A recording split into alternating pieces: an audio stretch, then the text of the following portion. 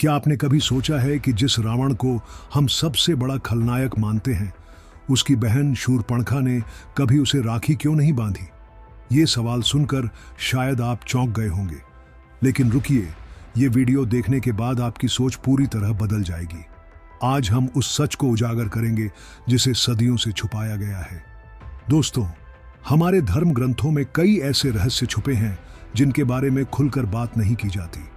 शूरपणखा और रावण के रिश्ते की कहानी भी कुछ ऐसी ही है। ये कहानी सिर्फ भाई बहन के रिश्ते की नहीं है, बल्कि इसमें छुपे हैं राजनीति, धोखा, बदला और वो सच जो आपको हिलाकर रख देगा।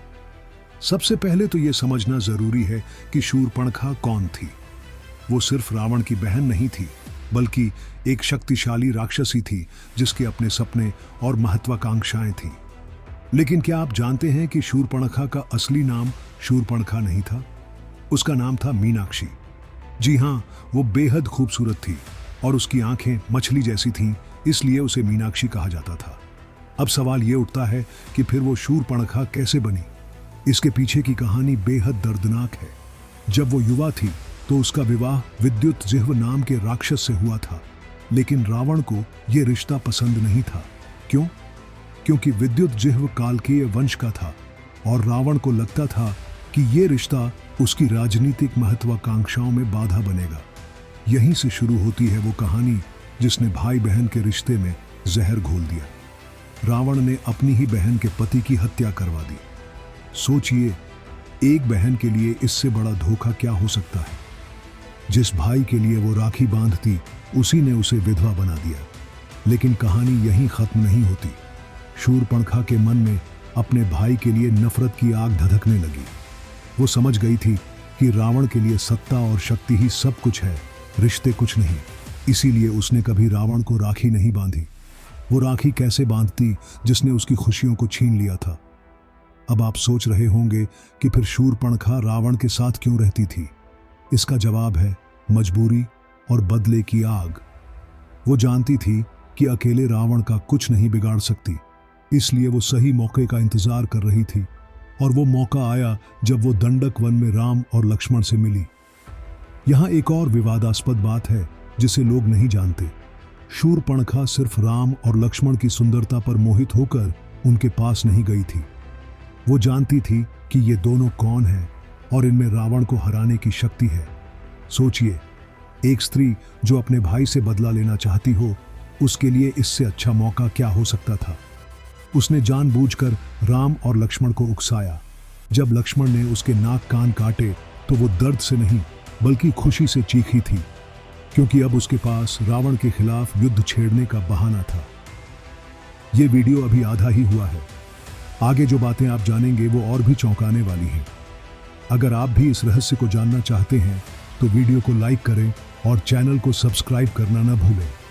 शूरपणखा जब कटे नाक कान लेकर रावण के पास पहुंची तो उसने जो कहानी सुनाई वो पूरी तरह सच नहीं थी। उसने सीता की सुंदरता का ऐसा वर्णन किया कि रावण के मन में लालच जाग उठा। ये शूरपणखा की सोची समझी चाल थी। वो जानती थी कि रावण की कमजोरी क्या है, सुंदर स्त्रियां और अहंकार। लेकिन यहाँ एक और रहस्य है।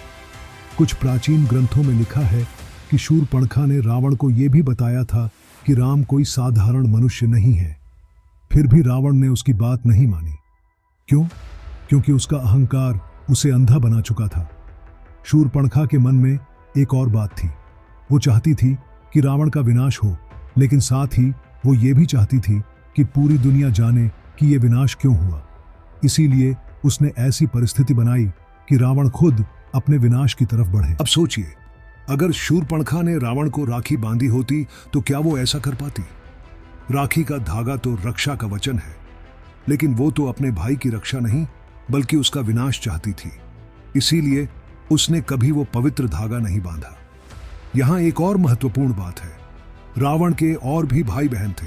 कुंभकर्ण, विभीषण, अहिरावण, महिरावण और खरदूषण भी थे। लेकिन शूरपणखा का रिश्ता सबसे अलग था। वो रावण की सगी बहन थी और उसने सबसे ज्यादा दुख भी रावण के कारण ही पाया था।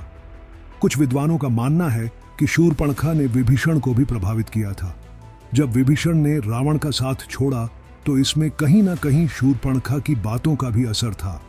उसने विभीषण को समझाया था कि रावण अब धर्म के मार्ग से भटक चुका है। दोस्तों, अब हम उस हिस्से पर आते हैं जो सबसे विवादास्पद है। क्या आप जानते हैं कि कुछ दक्षिण भारतीय ग्रंथों में शूर्पणखा को एक अलग ही रूप में दिखाया गया है? वहां उसे सिर्फ खलनायिका नहीं बल्कि एक त्रासदी की शिकार स्त्री के रूप में चित्रित किया गया है। इन ग्रंथों के अनुसार शूर्पणखा ने एक बार रावण को राखी बांधने की कोशिश की थी। ये तब की बात है जब वो नई नई विधवा हुई थी, लेकिन रावण ने उसे ये कहकर मना कर दिया कि राक्षसों में ये प्रथा नहीं है।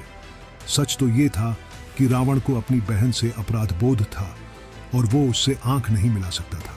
इसके बाद शूर्पणखा ने कभी राखी की बात नहीं की। वो समझ गई थी कि उसका भाई अब सिर्फ लंका का राजा है, उसका भाई नहीं। ये वो मोड़ था जहां से उनके रिश्ते में दरार आनी शुरू हुई जो कभी भर नहीं सकी। एक और रोचक तथ्य ये है कि शूर्पणखा के पास अद्भुत मायावी शक्तियां थीं। वो रूप बदलने में माहिर थी, लेकिन उसने कभी इन शक्तियों का उपयोग रावण की मदद के लिए नहीं किया। उल्टा उसने इनका उपयोग रावण के खिलाफ षड्यंत्र रचने में किया। जब राम रावण युद्ध शुरू हुआ तो शूर्पणखा कहां थी? इस सवाल का जवाब बहुत कम लोग जानते हैं। वो लंका में ही थी, लेकिन उसने युद्ध में भाग नहीं लिया।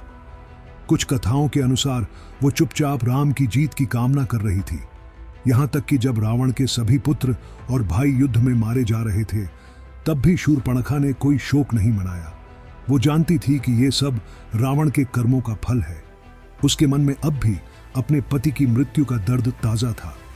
अगर आप इस कहानी से प्रभावित हैं तो कमेंट में जरूर बताएं कि आपको क्या लगता है।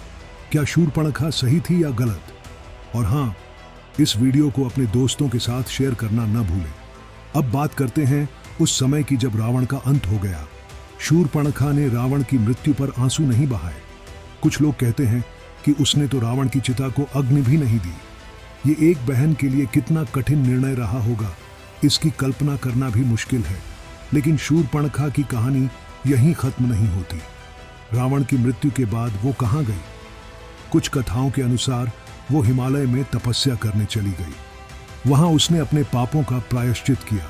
उसे एहसास हुआ कि बदले की आग में उसने भी कई गलतियां की थी। एक और विचारणीय बात यह है कि शूर्पणखा ने कभी दोबारा विवाह नहीं किया। वो आजीवन विधवा रही। कुछ लोगों का मानना है कि यह उसका अपने पति के प्रति प्रेम था, लेकिन कुछ का कहना है कि यह रावण द्वारा दिए गए घाव का परिणाम था जो कभी नहीं भरा। शूर्पणखा की कहानी हमें यह सिखाती है कि परिवार में विश्वासघात कितना घातक हो सकता है। एक भाई ने अपनी बहन के साथ जो किया, उसका परिणाम पूरे कुल का विनाश था। अगर रावण ने शूर्पणखा के पति की हत्या नहीं की होती तो शायद इतिहास कुछ और होता। यहां एक और पहलू है जिस पर विचार करना जरूरी है। क्या शूर्पणखा ने जो किया वो सही था? एक तरफ तो वो अपने पति की मौत का बदला ले रही थी, दूसरी तरफ उसकी वजह से पूरी लंका तबाह हो गई। लाखों निर्दोष राक्षस मारे गए। क्या व्यक्तिगत बदले के लिए इतनी बड़ी कीमत चुकाना सही था? कुछ विद्वान तो ये भी कहते हैं कि शूर्पणखा ने जानबूझकर राम के सामने अपना असली रूप नहीं दिखाया था। वो चाहती तो अपनी व्यथा राम को बता सकती थी, लेकिन उसने ऐसा नहीं किया क्योंकि वो चाहती थी कि रावण का अंत उसके अहंकार की वजह से हो, न कि किसी की दया से। राखी न बांधने के पीछे एक और कारण भी था। राक्षस संस्कृति में स्त्रियों की स्थिति बहुत अलग थी। वहां भाई बहन के रिश्ते को उतना महत्व नहीं दिया जाता था जितना मनुष्यों में। शूर्पणखा ने मनुष्यों की इस परंपरा को अपनाने से इनकार कर दिया था। लेकिन सबसे बड़ा सवाल यह है कि क्या रावण को कभी एहसास हुआ कि उसकी बहन ने उसे राखी क्यों नहीं बांधी? कुछ कथाओं में आता है कि मृत्यु के समय रावण को सब कुछ याद आया था। उसे अपनी गलतियों का एहसास हुआ था, लेकिन तब तक बहुत देर हो चुकी थी। शूर्पणखा की ये कहानी आज के समय में भी प्रासंगिक है।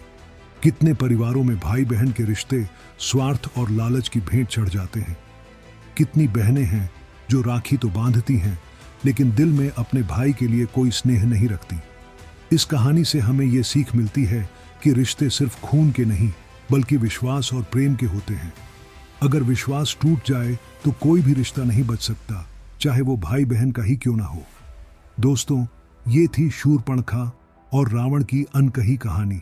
एक ऐसी कहानी जो हमें सोचने पर मजबूर करती है कि सच क्या है और झूठ क्या। अगर आपको ये वीडियो पसंद आया हो तो लाइक बटन दबाना ना भूलें और हाँ, नोटिफिकेशन बेल भी दबा दें ताकि ऐसी और भी रोचक कहानियां आप तक पहुंच सके। कमेंट में जरूर बताएं कि इस कहानी के बारे में आपकी क्या राय है। क्या शूरपणखा को अपने भाई को माफ कर देना चाहिए था या फिर उसने जो किया वो सही था? आपके विचारों का इंतजार रहेगा। तब तक के लिए नमस्कार।